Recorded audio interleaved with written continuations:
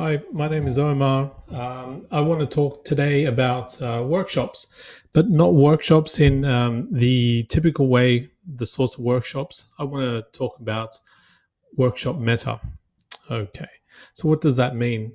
Some people have some trouble defining what meta is, so I just want to touch on that very briefly. So, meta is the data or the information about something. So, here we have a white mug. The meta of it is that it holds 11 ounces. It's white ceramic and is 3.75 inches in diameter. So that is the information about the white mug. It is the meta of the mug. So today I'm going to talk about workshop meta. So this will be the beginning of a series about workshop meta. Here I will just be touching at a high level 5 points I consider when approaching workshops. So the first thing I consider, no matter what the workshop is, I aim to warm up and stay warm. So I aim to warm everyone in the room up and keep them warm. And I do that by touching three different things. So first thing is I want to warm up the mind with problems. So I will typically introduce sort of brain teasers or something to warm up the mind, engage the mind. The second part, and this is where it may feel a bit sort of artsy and airy fairy, but I think it's important, is to keep the heart warm. So warm up the heart with empathy. So when you connect with stories, you have a deeper appreciation for what the problem is about. And so when you have that empathy, you connect with a story, then you have a deeper connection to the different ideas.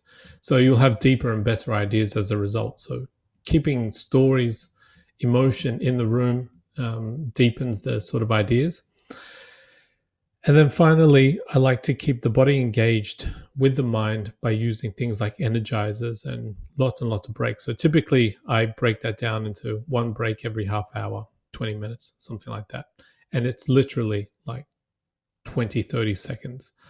That seems to keep the energy in the room. But also the body itself, you can think about how great you feel when you do exercise and how fresh you feel straight after that. Your mind is alive. So for that reason, I like to keep furniture down to a minimum. I like to remove tables and chairs where possible. But also, I like to use things like music, getting people just to walk around, things like that seems to keep the energy in the room. You can also use classic energizers. However, over the years, I've come to appreciate that sometimes these things fall flat.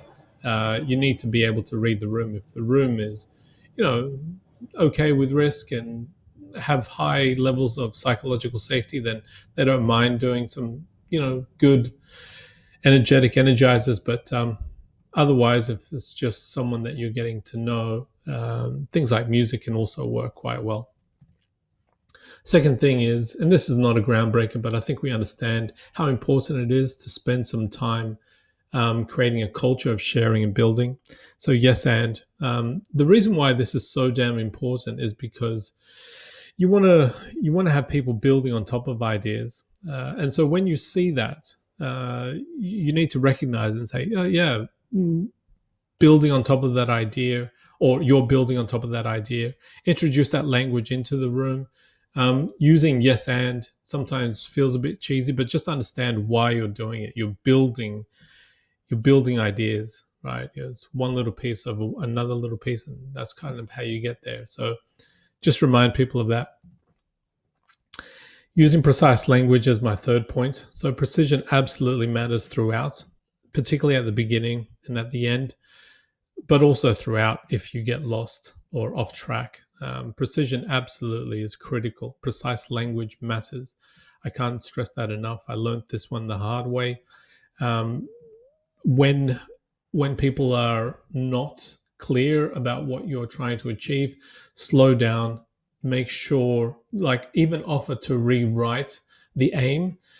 People want to hit the aim. They want to hit the target. They want to aim at something. So precision will help them do that. They will feel more useful when they have a proper target they're aiming at. So precise language will give them that. Tethering yourself and the room to the outcomes. Again, this is not a groundbreaker, but it's still very important. So you got to have to be willing to be jazzy at points, throw process out the door, let the outcomes emerge. This works in tandem with using precise language. So when you're precise, people are clear about the outcomes.